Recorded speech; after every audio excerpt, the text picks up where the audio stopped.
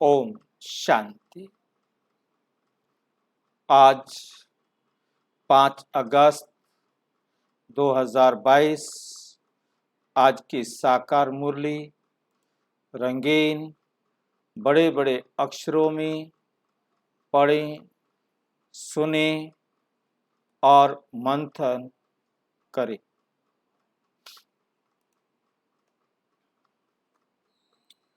आज की मुरली का सार मीठा मीठा बाबा कहते, मीठे बच्चे समय बहुत थोड़ा है, समय बहुत थोड़ा है। 24 घंटे है ना, थोड़ा कैसे हो गया? काम ज्यादा है, समय। इसलिए रूहानी धंधा करो। कौन सा धंधा करो? सबसे अच्छा धंधा है। हींग लगे ना फिटकड़ी, रंग चोखा, कोई खर्चा नहीं और कमाई कमाई। इसलिए रूहानी धंधा करो, सबसे अच्छा धंधा है। बाप और वर्षे को याद करो। इस धंधे में करना क्या है? बाप और वर्षे को याद करो, बस। बाकी सब धंधे खोटे, बाकी सब खोटे धंधे।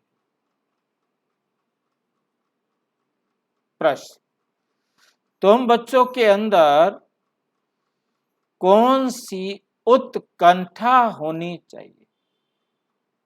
तुम बच्चों के अंदर कौन सी उत्कंठा होनी चाहिए? कौन सी उत्कंठा होनी चाहिए? कैसे हम बिगड़ी हुई आत्माओं को सुधारें, सभी को दुख से छुड़ाकर 21 जन्मों के लिए सुख का रास्ता बतावें, सुख का रास्ता बतावें। सबको बाप का सच्चा सच्चा परिचय दें। यह उत्कंठा तुम बच्चों में होनी चाहिए, तुम बच्चों में होनी चाहिए। गीत, भोलेनाथ से निराला और कोई नहीं, सबकी बिगड़ी को बनाने वाला और कोई। ओम शांति। भोलानाथ बच्चों को ओम शांति का अर्थ भी समझाते। भोलानाथ बच्चों को बाबा क्या करते हैं? ओम शांति का अर्थ भी समझाते हैं, खुद भी कहते हैं ओम शांति। तो बच्चे भी कहते हैं ओम शांति। तो कब किसने कहा था बाबा को कि ओम शांति बोलना चाहिए? जयंती दीदी की मम्मी। उससे पहले क्या होता था? आपस में मिलते थे तो कोई निश्चित नहीं था। कोई राम राम कर देता था, कोई जय श्री कृष्ण कर देता था, कोई शिव बाबा याद है कर देता था। जो मतलब जिनको लगता था वो सब अपने मर्जी से बोल देते थे। शिव बाबा याद है, तो मतलब कहने का है कि ये कोई निश्चित नहीं था कि क्या एक दूसरे से सब बोलते वक्त बोलना है। तो उन्होंने बाबा को कहा कि क्यों ना एक कॉमन शब्द हो जो सारे एक जैसा। तो उसके बाद से बाबा ने कहा ये बहुत अच्छा। खुद भी कहते हैं ओम शांति, तो बच्चे भी कहते हैं ओम शांति। ये मुरलियां उसी समय की हैं जिस समय ये नाम रखा गया। ये अपना परिचय देना होता है कि हम आत्मा शांत स्वरूप हैं, हम आत्मा शांत स्वरूप हैं, शांति धाम के रहने वाले हैं। हमारा बाप भी वहां का रहने वाला है। भक्ति मार्ग में भी बाबा बाबा कहते हैं, बल मनुष्य गाते हैं, परंतु हैं रावण मत। सब हैं किस पर? रावण की मत। रावण मत मनुष्य को बिगाड़ती है और बाप आकर बिगड़ी को बनाते हैं। रावण भी एक और राम भी एक। 5 विकारों को मिलाकर कहते हैं रावण। 5 विकारों को मिलाकर कहा जाता है रावण। रावण अपना राज्य स्थापन करते हैं शोक वाटिका में बैठने का। रावण अपना राज्य कौन सा स्थापन करता है? जहां सारी दुनिया कहाँ होती है? शोक वाटिका। वो बिगाड़ते हैं, वे बनाते हैं। रावण को मनुष्य नहीं कहा जाता। रावण कोई मनुष्य नहीं है, परंतु दिखाते हैं 5 विकार पुरुष के, 5 विकार स्त्री के।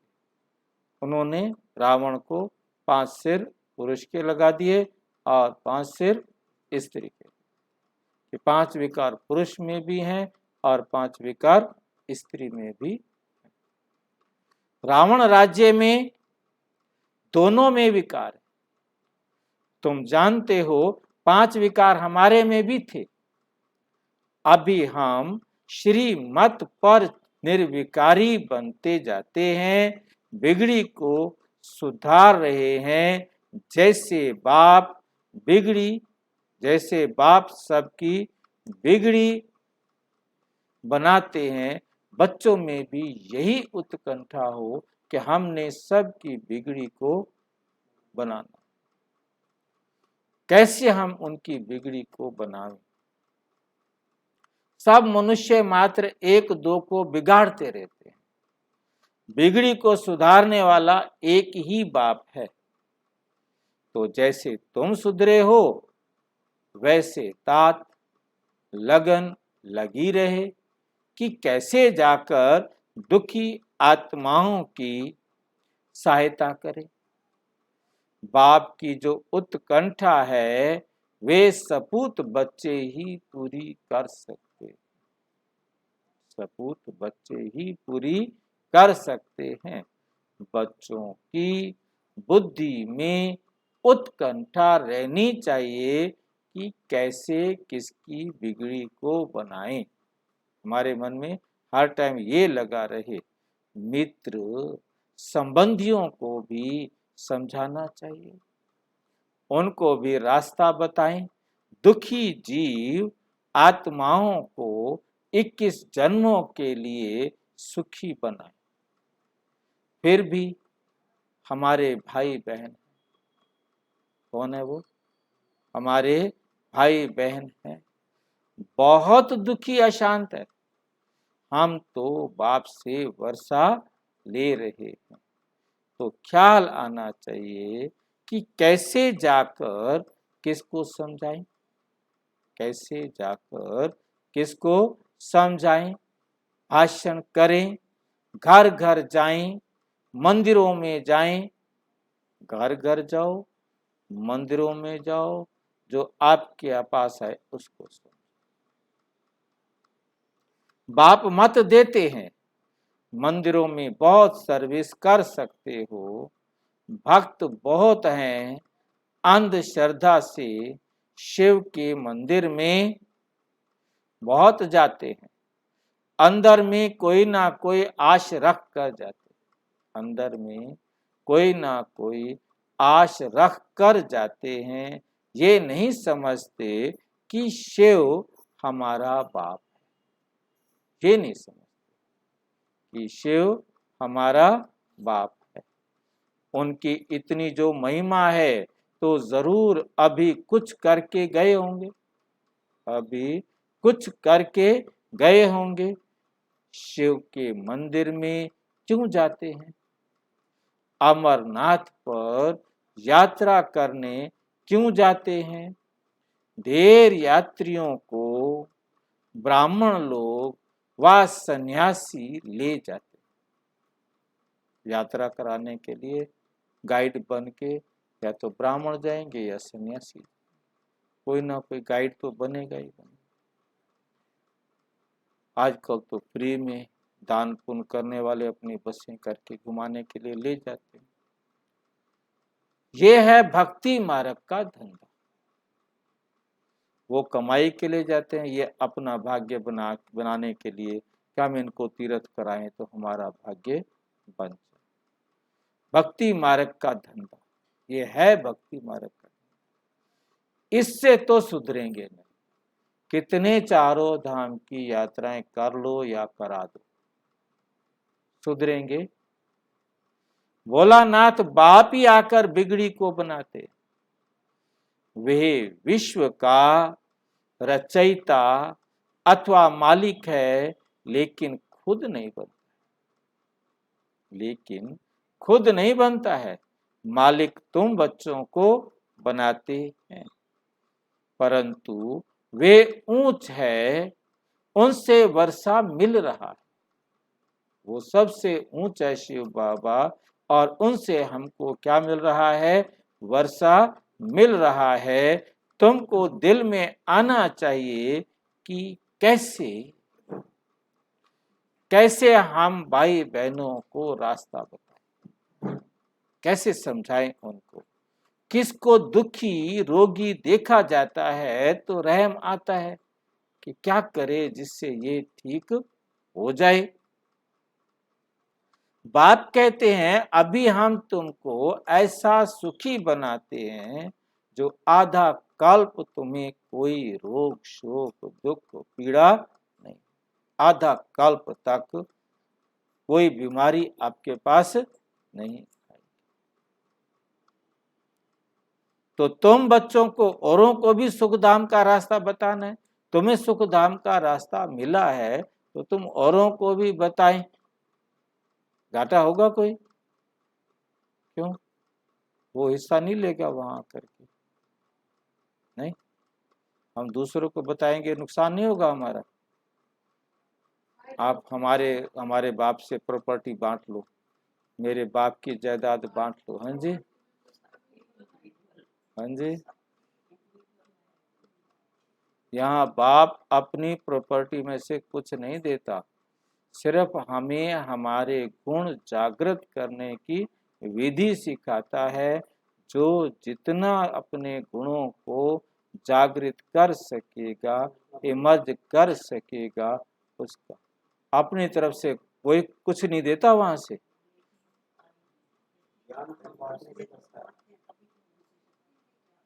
हाँ,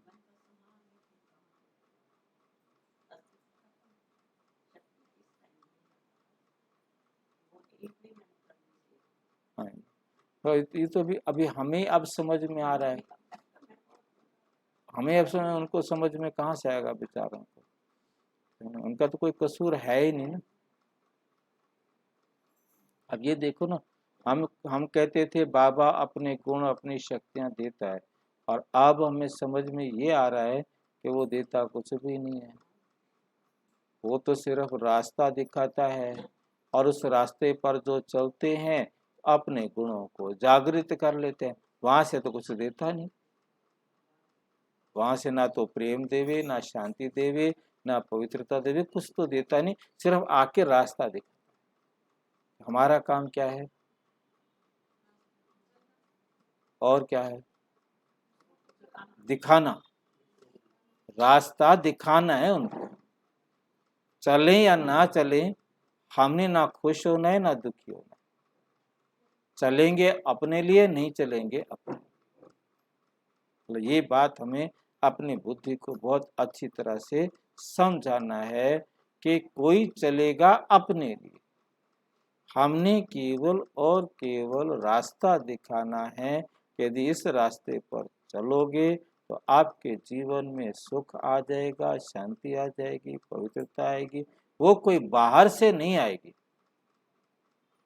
ये भी साथ में हमें अपने आप को भी समझाना है और उनको भी समझाना है। वो कहीं बाहर से नहीं आएगी, वो आपके अंदर थी, वो मर्ज है।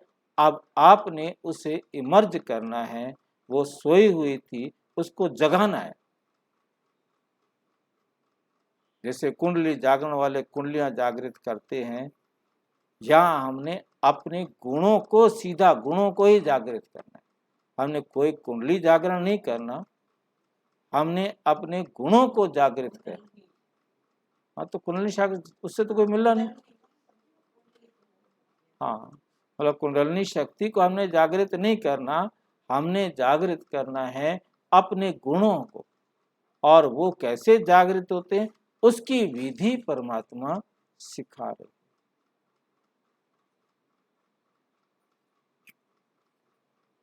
तो औरों को भी सुख धाम का क्या करना है, रास्ता बताना है। ये सेवा की उत्कंठा वाले एक जगह रह नहीं सकेंगे। वहां सेवा की तो फिर दूसरी जगह चले जाएंगे, वहां सेवा की तो फिर तीसरी जगह चले जाएंगे। वो रुक नहीं सकते, सेवा के बिना रह नहीं सकते। समझेंगे हम भी जाकर किसको सुखधाम का रास्ता बताएं। बाबा तो बहुत ललकार करते हैं। क्या करते हैं, ललकार करते हैं बाबा। अविनाशी ज्ञान रत्नों की पूरी धारणा होगी तो भूतों का कल्याण कर सकते। पहले तुम खुद में धारण करो, तब औरों का भी क्या कर सकते हो, कल्याण कर सकते हो। इस राजाई की स्थापना में पैसे की दरकार नहीं रहती। यहाँ पैसों की जरूरत नहीं है, पैसों का कोई लेन देन का हिसाब किताब इसमें नहीं है। वो लोग तो आपस में ही लड़ते झगड़ते रहते हैं रावण की मत पर। किसकी मत पर लड़ते झगड़ते हैं, रावण की मत।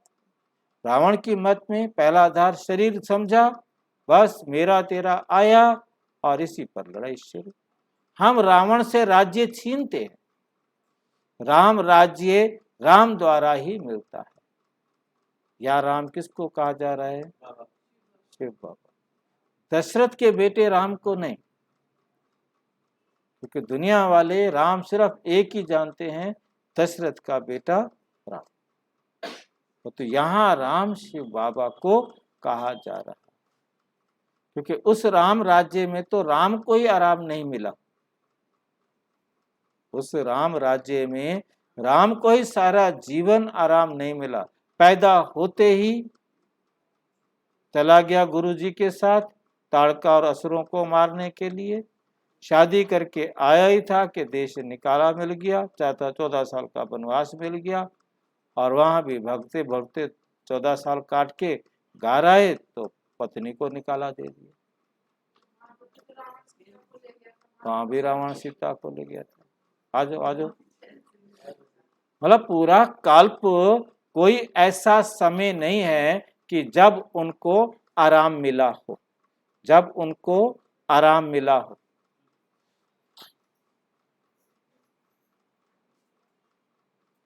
राम राज्य राम द्वारा ही मिलता है। राम राज्य जो मिलता है हमें राम के द्वारा ही मिलता है। सतयुग में राम राज्य शुरू हो जाता है। सतयुग में क्या होता है, राम राज्य शुरू होता है। और यहाँ कलयुग में राम का राज्य कहां से आया, कलयुग में राम का राज्य कहां से आया। यहाँ तो किसका राज्य है, रावण का राज्य है।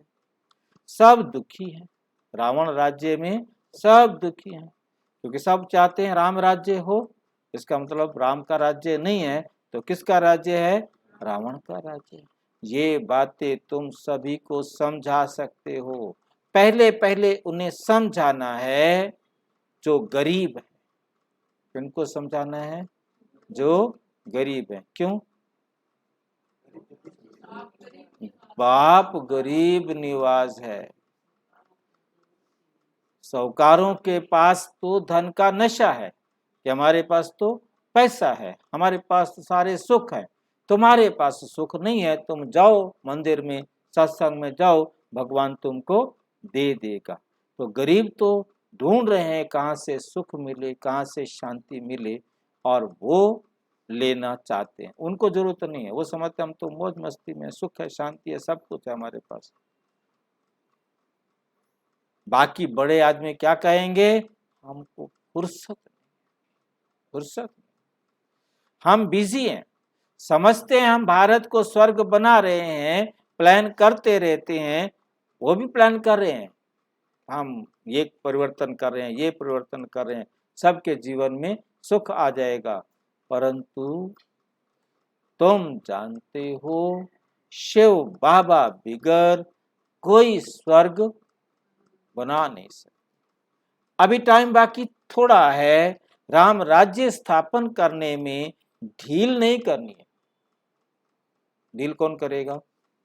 समझाने वाले। किनको कह रहे हैं बाबा? मतलब आपको समझ में आया है, आपने समझाने में ढील नहीं करनी।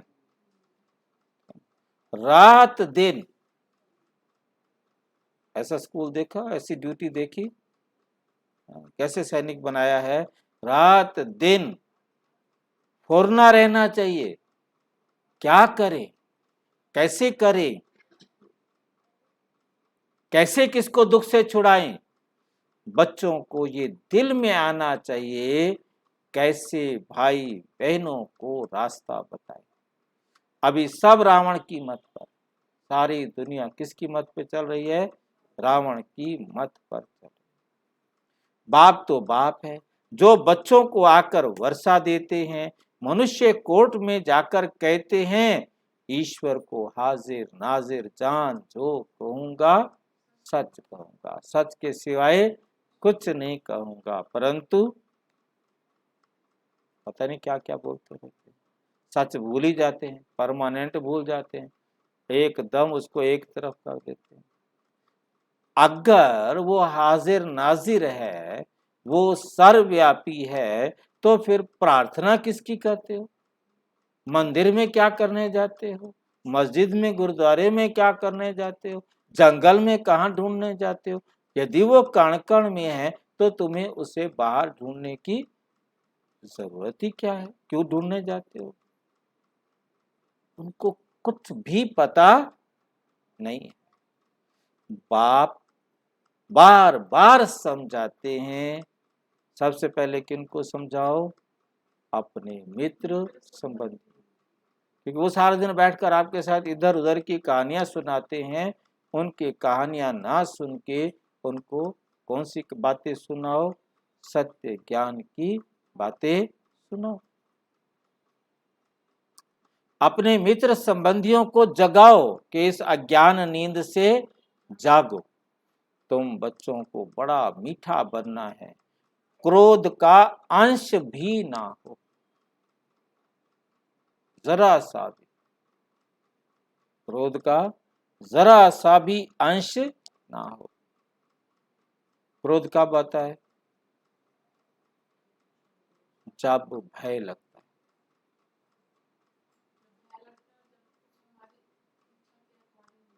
वो भी भय होता है, सिर्फ भय। क्रोध का आधार भय, पांचों विकारों का आधार भय। मतलब देह समझते ही हमें भय लगा, ये खत्म ना हो जाए, लोभ आ गया ना, इसको भी इकट्ठा कर लो, इसको भी इकट्ठा कर लो, इसको भी इकट्ठा कर दो, मेरे बेटे को कुछ ना हो जाए, मेरे परिवार में कुछ ना हो जाए। भय है ये, चिंता ही लगती है सारी की सारी। मतलब भय ही सबसे बड़ा है। ये फिर पता नहीं मिलेगा कि नहीं मिलेगा। ये लड्डू अभी खा लिया जाए, एक नहीं चार खा लो, कल पता नहीं मिलेंगे कि नहीं मिलेंगे। मतलब ये भय जो है ना, यही जो है ना क्या करता है, सारे दुखों का। और ये सारा भय आता कब है?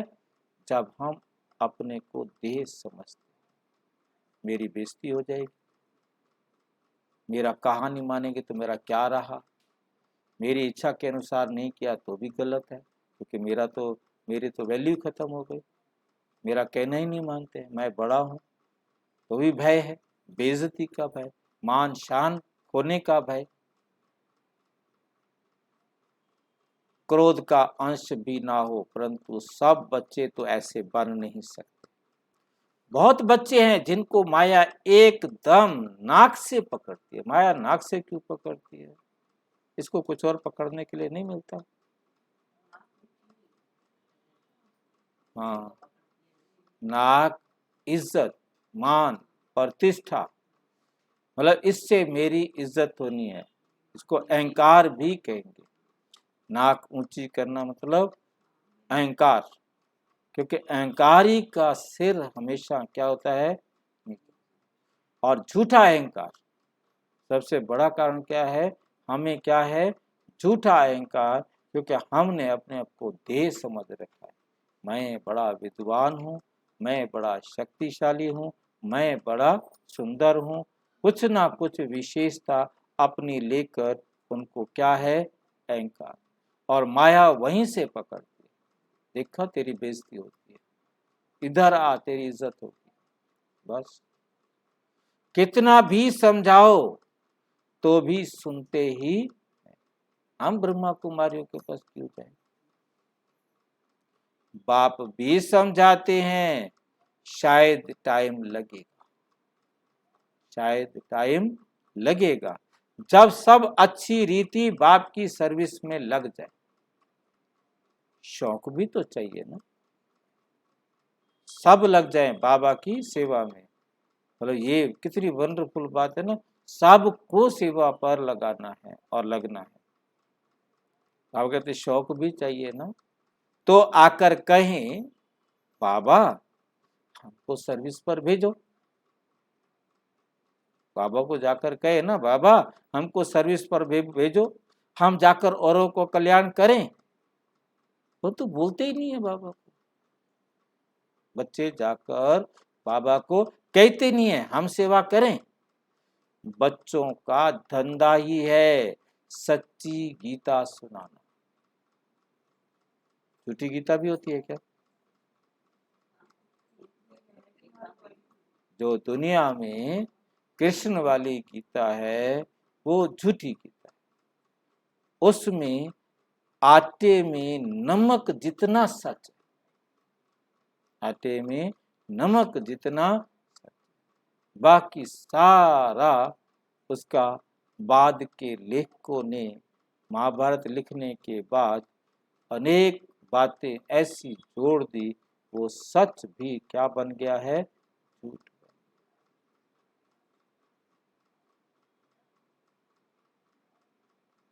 अक्षर ही दो याद करने, गीता के दो ही अक्षर सुनाने हैं।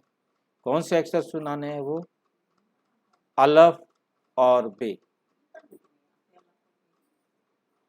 आए या ना आए, नहीं गीता में मैं यही क्वेश्चन यही उठ रहा था मेरे भी मन में। पर तो बाबा क्या कह रहा है कि अलफ और बे। अलफ माना अल्लाह, अल्लाह माना शिव बाबा परमात्मा। एक तो सबको परमात्मा का परिचय दो, और बे शब्द का मतलब है बादशाही। सबको क्या फायदा होगा हम परमात्मा को याद करें, ये समझो। एक तो समझाना है कि परमात्मा कौन है, और एक समझाना है कि परमात्मा को चलो हम याद कर लेंगे, परंतु मिलेगा क्या, फायदा क्या होगा, ये भी उनको समझाना है। ये दो बातें समझानी, फिर अपने आप ही करेंगे। बाबा ने अच्छी तरह युक्ति समझाई है। पहली बात ही ये है कि परम पिता परम आत्मा से आपका क्या संबंध है। कोई भी आपके पास आकर बैठे, आप उनसे पूछो कि परम पिता परमात्मा से आपका रिश्ता क्या है। नीचे में प्रजापिता ब्रह्मा कुमारी नाम लिखा हुआ है। आप ऐसे कार्ड भी छपवा के बांटो, बोर्ड भी ऐसा बनाओ, अपने घर के बाहर भी लिख दो कि परम पिता परमात्मा से तुम्हारा क्या संबंध है, आकर जानो। सारे कहेंगे पता है हमें। क्या लगते हैं आपके पिता? परमात्मा क्या लगते हैं? पिता लगते हैं, है नहीं? तो पिता है तो उससे हमें मिलना चाहिए ना। सारे संसार का मालिक है तो सारे संसार का वर्षा हमें मिलना चाहिए ना। तो आकर के सारे संसार की बादशाही लो। बाबा बहुत नया तरीका बताते हैं, बहुत सहज बताते हैं, बाबा को उत्कंठा रहती है। ऐसे ऐसे बोर्ड लगाना चाहिए। ऐसे ऐसे क्या करो, बोर्ड लगाओ। बाबा डायरेक्शन देते हैं, बाप को कहते ही हैं रहम दिल, ब्लिसफुल। तो बच्चों को भी बाप समान रहम दिल बनना है। बच्चों को भी बाप समान क्या बनना है, रहम दिल बनना है। इन चित्रों में तो बहुत बड़ा खजाना है। बाबा के चित्रों में तो बहुत बड़ा खजाना है। स्वर्ग के मालिक बनने की इनमें युक्ति है। बाप तो बहुत युक्तियां निकालते रहते हैं, कल्प पहले भी निकाली थी, अब भी निकाली हैं। मनुष्यों को टच होगा, मनुष्यों को क्या होगा, टच होगा। ये बात तो बड़ी अच्छी बताते हैं, ये बात तो बड़ी अच्छी है। बाप से जरूर वर्षा मिलेगा। वो हमारा पिता है तो उसके जायदाद के तो हम मालिक हैं, वो तो हमारा अधिकार है। जो हमारे बाप का वो हमारा। ये भी लिख दो, स्वर्ग के वर्षे के तुम हकदार हो। परम पिता परमात्मा स्वर्ग का रचयिता है, आपका बाप स्वर्ग का रचयिता है। तो आपका हक है ना स्वर्ग का अधिकार लेने का। तो आकर के स्वर्ग का अधिकार लो, आकर समझो।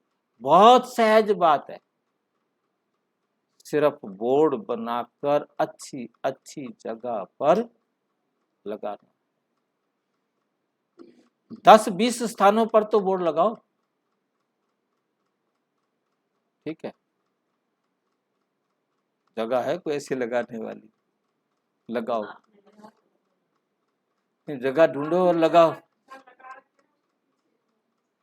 उसके पीछे नई जगह ढूंढो। 10-20 स्थानों पर बोर्ड लगाओ। भाई कोई कहीं भी लगा दो जहां आते जाते लोग पढ़ सके। वो ऐसी जगह ढूंढो, बोर्ड बना के वहां लगा दिया जाए जहां सुरक्षित रहे। मतलब ऐसे नहीं कि 2 दिन में कोई उतार के फेंक दे। 10-20 स्थानों पर बोर्ड लगाओ, 1-2 स्थान नहीं, 10-20 स्थानों पर। ये एडवर्टीजमेंट भी डाल सकते, अखबारों में, सिनेमा हॉल में, जहां भी, मतलब कहीं भी ये एडवर्टाइजमेंट भी कर सकते। हमारे जो बिछड़े हुए बच्चे होंगे ना, उन्हों को ये अक्षर लगेंगे, कहेंगे पता तो निकालें कि ये क्या समझाते हैं, पता तो निकालें कि ये क्या समझाते हैं। ये भी लिखा हुआ हो कि इस पहेली को समझने से तुम मुक्ति, जीवन मुक्ति को पा सकते। कौन सी पहेली को? पहली पहेली है मैं कौन हूं। दूसरी पहेली है गीता का भगवान कौन है। तीसरा परमात्मा से आपका रियल संबंध क्या है। परमात्मा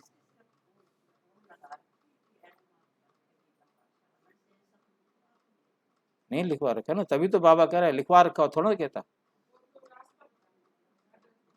मतलब तो रास्ता बताने के लिए बोला, हमने लिखवा रखा होता फिर बाबा थोड़ा कहता। उसके पीछे तो लिखा हुआ है ना दोनों तरफ, पीछे का क्या मतलब हुआ, दोनों साइड लिखा हुआ है। इधर से आओ तो देखो, उधर से आओ तो देखो। तो फिर मान लो यदि किसी का दीवार की तरफ है तो उसके पीछे लिखने का फायदा ही क्या है, दीवार तो ना पड़ेगी।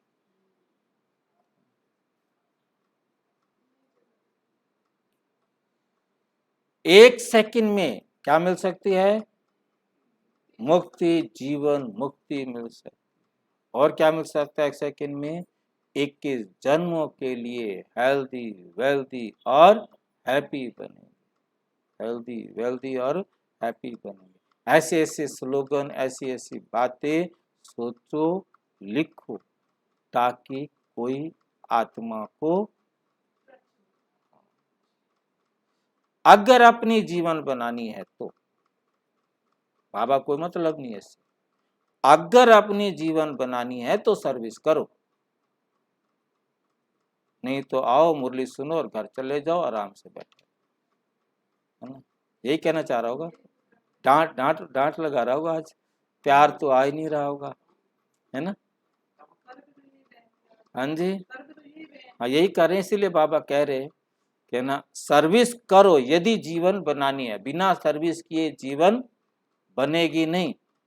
सागर पास आकर रिफ्रेश होकर फिर सर्विस करनी है। भक्ति मार्ग में तो आधा कल्प धक्के खाए, इस मंदिर जाओ उस मंदिर जाओ, वहां पूजा करो वहां पाठ करो। यहाँ तो एक सेकंड में बाप को जाना और बाप से वर्षा पाना है। सबकी वानप्रस्थ अवस्था है, सबकी क्या अवस्था है, वाणी से परे स्थित होने की अवस्था है। मौत सामने खड़ा है, सबसे अच्छा धंधा ये है, बाकी जो भी मनुष्य धंधे करते हैं वो खोटे, बाकी सारी दुनिया के धंधे क्या हैं। एक धंधा सिर्फ करना है, कौन सा धंधा करना है, बाप और बाप से प्राप्त होने वाले वर्षे को याद करना है कि परमात्मा की श्रीमत क्या है, उस पर हमें चलना है, और उस श्रीमत पर चलने से हमें परमात्मा से मिलना क्या है, ये याद रखना है। कॉलेजों में जाकर प्रिंसिपल को भी समझाओ तो पढ़ने वाले भी समझे। तुम कितना सहज वर्षा ले रहे हो, जितना हो सके बाप को याद करो। अच्छा, मीठे मीठे सिक्की लदे बच्चों प्रति माता पिता बाप दादा का याद प्यार और गुड मॉर्निंग। रूहानी बाप की रूहानी बच्चों को नमस्ते। हम रूहानी बच्चों की रूहानी बाप दादा को नमस्ते नमस्ते। धारणा के लिए मुख्य सार नंबर 1, बहुत बहुत मीठा बनना है, क्रोध का अंश भी निकाल देना, जरा सा भी अंश भी ना रहे। बाप समान रहम दिल बन सर्विस पर तत्पर रहना है। नंबर 2, मौत सामने खड़ा है, वानप्रस्थ अवस्था है, इसलिए बाप को और वर्षे को याद करना है। भारत को राम राज्य बनाने की सेवा में अपना सब कुछ सफल करना है। राम राज्य बनाने की सेवा में अपना तन मन धन सब कुछ क्या करना है, सफल करना। वरदान, देह अभिमान के अंश मात्र को भी बलि चढ़ाने वाले महाबलवान भव, क्योंकि देह अभिमान का कोई अंश भी ना रहे, देह अभिमान का कोई अंश भी जरा सा भी ना रहे, तब क्या बन जाएंगे, महाबलवान। सबसे बड़ी कमजोरी है देह अभिमान। आज सारी दुनिया अपने आप को क्या समझती है, देह समझ। एक जन्म से नहीं, 63 जन्मों से देह समझने की आदत पड़ी। अब इस आदत को छोड़ना है कि हम ये शरीर नहीं है, हम ये शरीर नहीं है। हम कौन है, इस शरीर को चलाने वाली चैतन्य शक्ति आत्मा है। हम आत्मा नहीं तो इस शरीर की कोई वैल्यू नहीं, कोई वैल्यू नहीं। हम आत्मा से इस शरीर की वैल्यू है। हम आत्मा जैसे कर्म करती हैं वैसा हमको नाम मिलता है। धर्मात्मा, महान आत्मा, दुष्ट आत्मा, पाप आत्मा, जैसी कर्म आत्मा करती है वैसा इसको नाम मिल जाता है। देह अभिमान का सूक्ष्म वंश छोटा सा भी बहुत बड़ा है। देह सब अभिमान की बलि चढ़ाना अर्थात अंश और वंश सहित समर्पित होना। इसका अंश भी ना रहे और इसका वंश भी ना रहे। वंश में सारे संबंधी आ जाते हैं। हाँ, फिर सारा वंश आ जाएगा। जरा सा भी अपने को देश समझा तो सारे देह के संबंधी चिपक जाएंगे। ऐसे बलि चढ़ाने वाले ही महाबलवान बनते हैं। यदि देह अभिमान का कोई भी अंश छिपाकर रख लिया, अभिमान को ही स्वमान समझ लिया। क्या अंतर है अभिमान और स्वमान में? देह समझ करके कुछ भी मेरा और मैं कहा तो अभिमान हो गया। आत्मा समझ कर तो अपने गुणों के सिवाय और कुछ ले नहीं सकते। स्वमान आत्मा का मान और देह बाकी अभिमान क्या हो गया?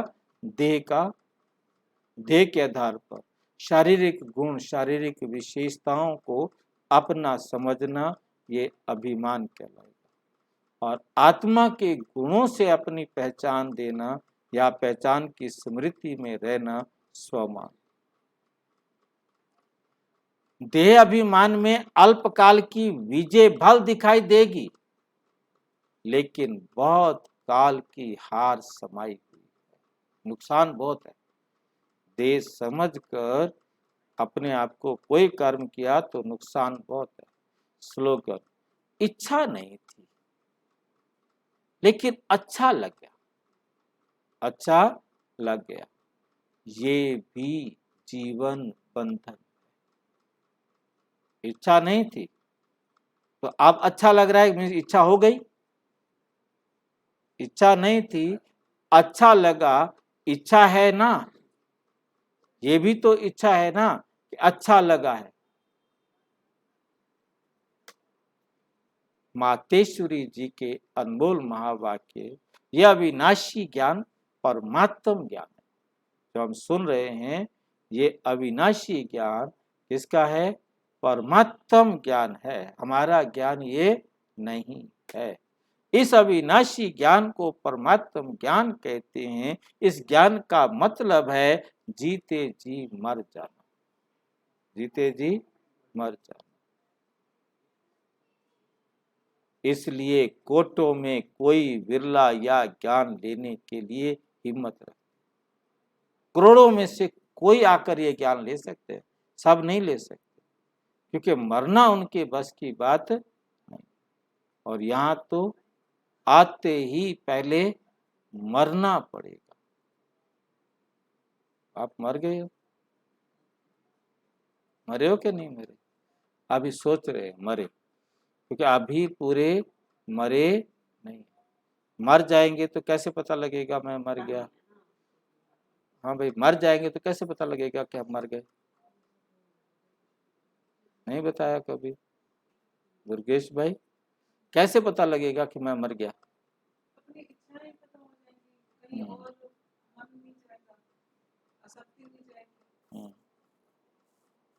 ठीक बोला। आप मर जाएंगे तो कैसे पता लगेगा कि आप मर गए?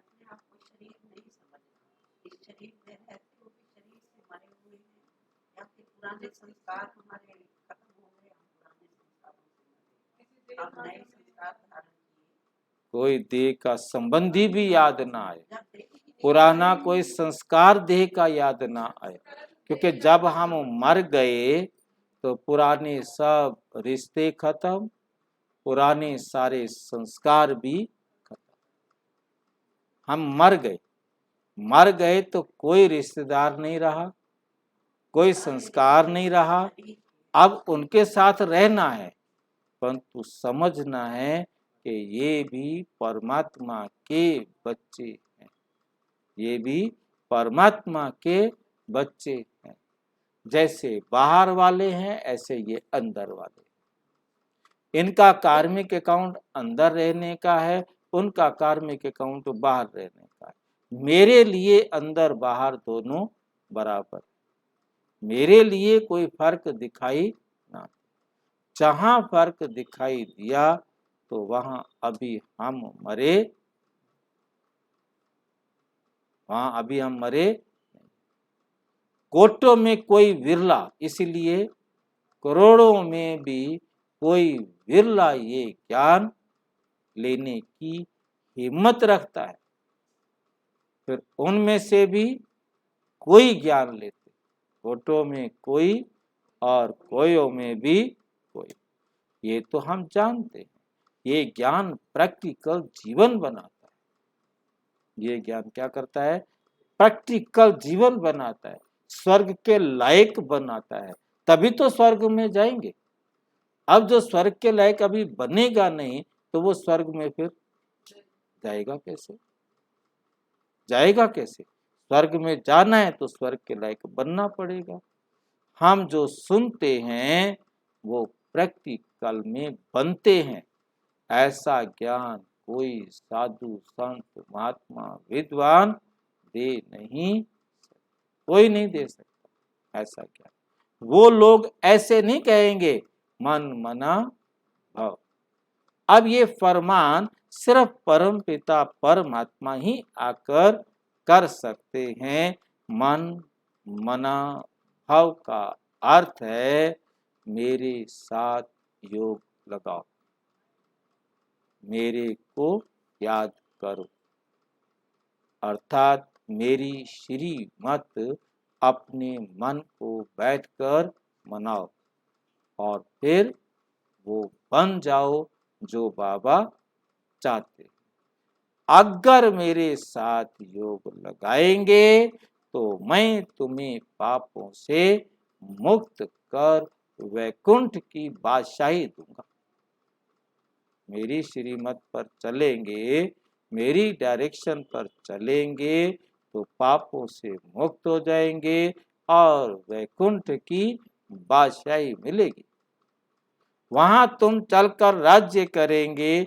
इसलिए इस ज्ञान को राजाओं का राजा, इस योग को राजाओं का राजा, राजयोग कहा जाता है।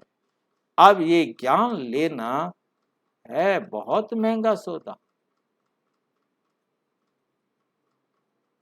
कैसे मांगेगा बाबा? है बहुत महंगा सौदा। कबीर ने भी लिखा, शीश दिए सतगुरु मिले तो भी सस्ता जान, तो भी सस्ता जान। उनको कुछ सच्चाई मालूम थी। अब परमात्मा कहते हैं आज महंगा क्यों है? ज्ञान लेना अर्थात एक धक से, एक सेकंड में, एक धक से जीते जी मर जाओ, तब ये ज्ञान मिलेगा। यदि आप जीते जी नहीं मरेंगे तो ये ज्ञान आपके जीवन में उतरने वाला नहीं, और जीवन में उतरा नहीं तो स्वर्ग मिलने वाला। ऐसे तो नहीं कहा था ना, इतनी बड़ी मुसीबत डाली थी क्या? ऐसे फंसा दिया है ना बाबा ने कि अब पहले मरो फिर ज्ञान आपके जीवन में आएगा। वैसे कहते सहज ज्ञान है, बड़ा आसान ज्ञान है, कुछ भी नहीं करना।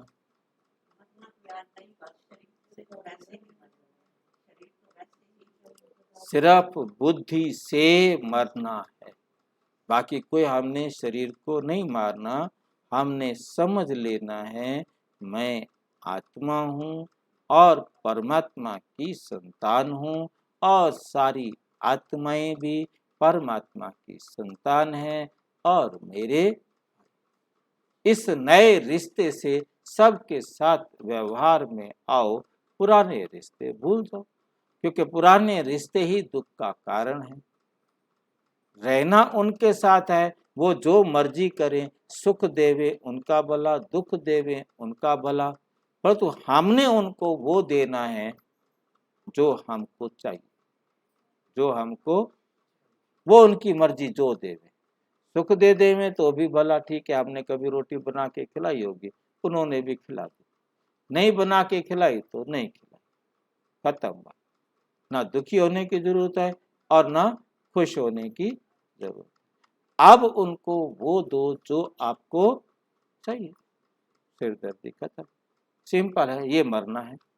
शास्त्रों आदि का ज्ञान लेना तो बिल्कुल सस्ता है, कभी भी चले जाओ, कहीं भी चले जाओ, किताब उठाओ, खुद पढ़ लो। उसमें तो घड़ी घड़ी मरना होगा। एक शास्त्र, इस जन्म में शास्त्र पढ़ लिए, फिर मर गए, अगले जन्म में फिर शास्त्र पढ़ लिए, फिर मर गए, फिर अगले जन्म में फिर शास्त्र पढ़ो, क्योंकि वो परमात्मा का ज्ञान नहीं।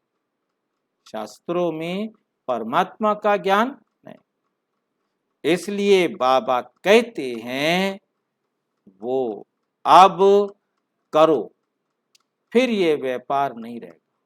अभी टाइम है ये व्यापार करने का, और यदि अभी ये व्यापार नहीं किया, फिर आपको 5000 साल तक पूरे कल्प में ये व्यापार करने का मौका नहीं। अच्छा, ओम शांति। मातेश्वरी जी के अनमोल महावाक्य परमात्मा को सत चित आनंद स्वरूप क्यों कहते हैं? परमात्मा को सत चित आनंद स्वरूप क्यों कहते हैं? परम पिता परमात्मा को सच्चित आनंद स्वरूप भी कहते हैं। अब परमात्मा सत्य क्यों कहते हैं? क्योंकि वे अविनाशी इमॉर्टल है, वो कब असत नहीं होता।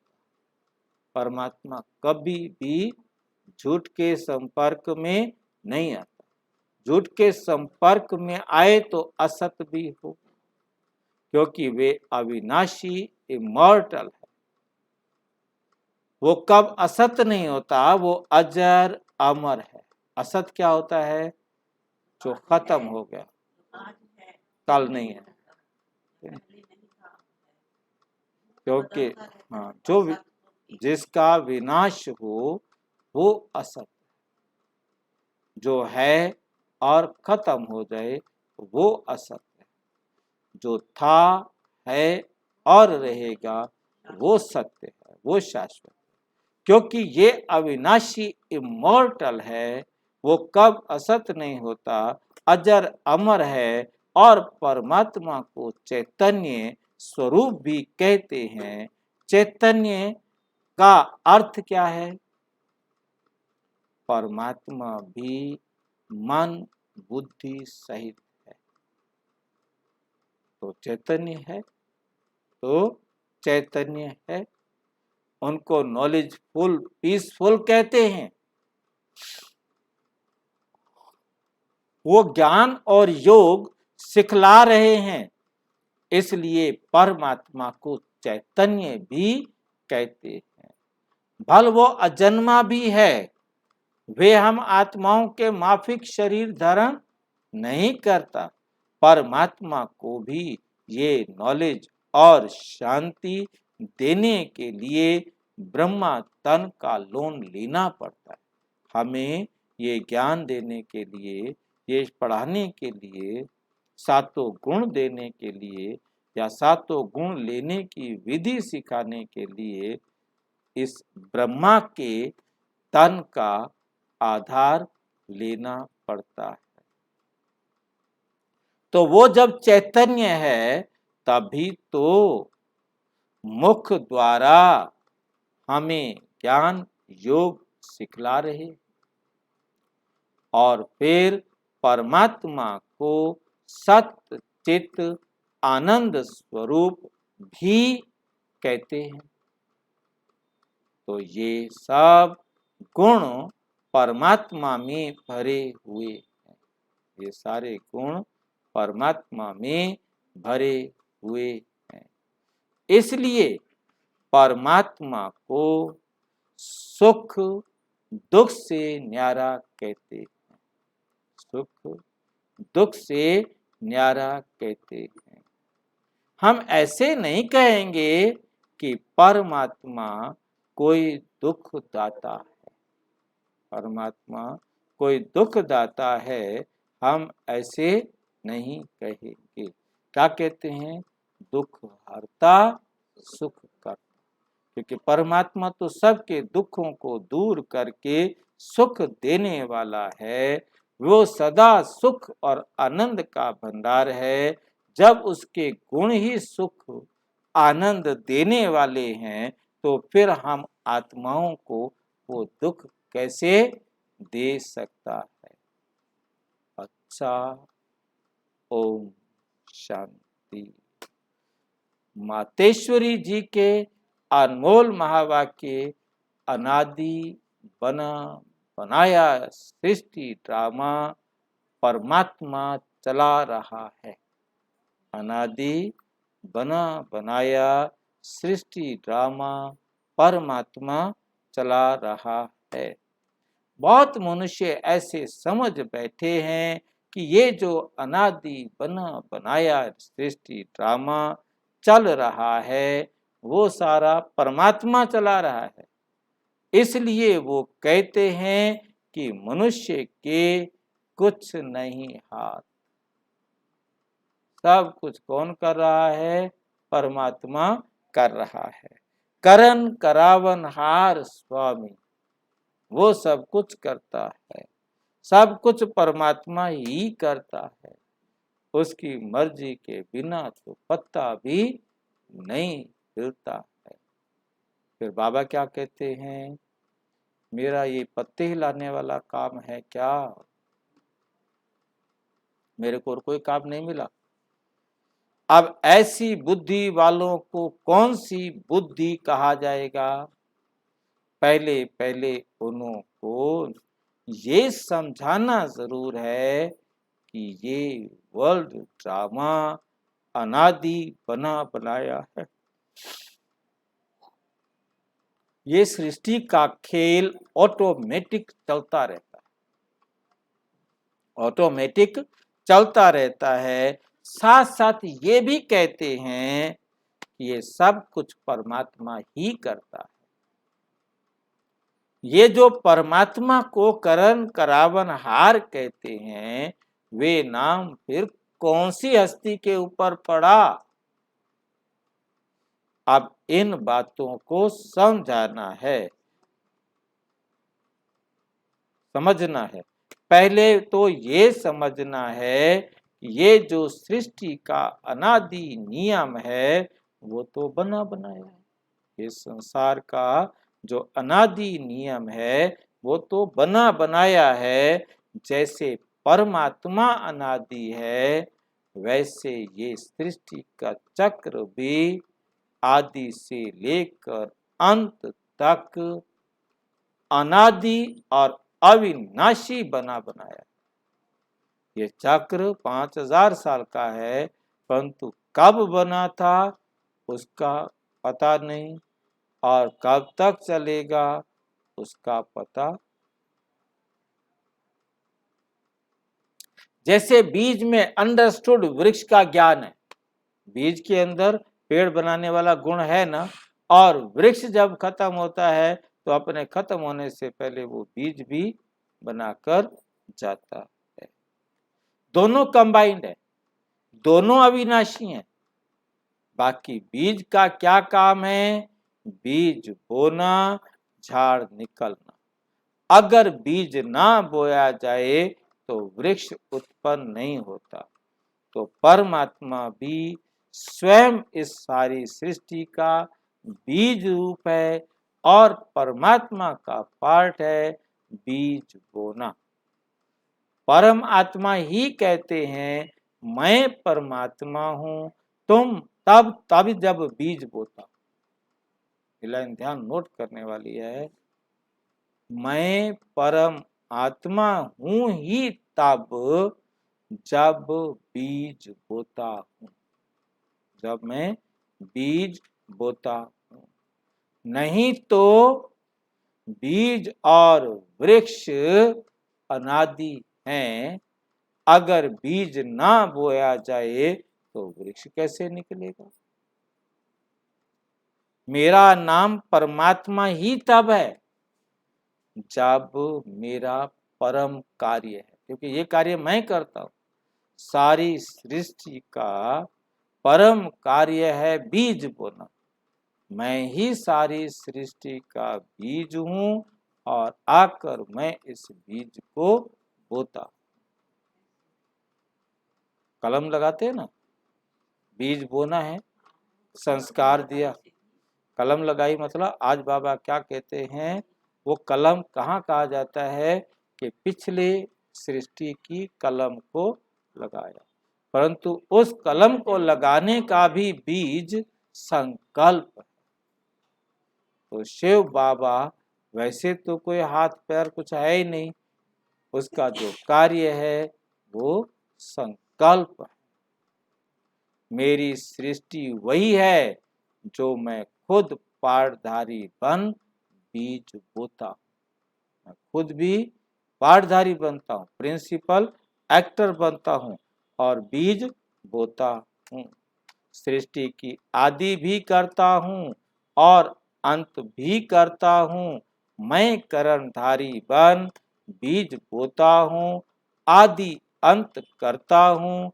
बीज बोने समय फिर अंत का भी बीज आता है, वो भी मैं आकर करता।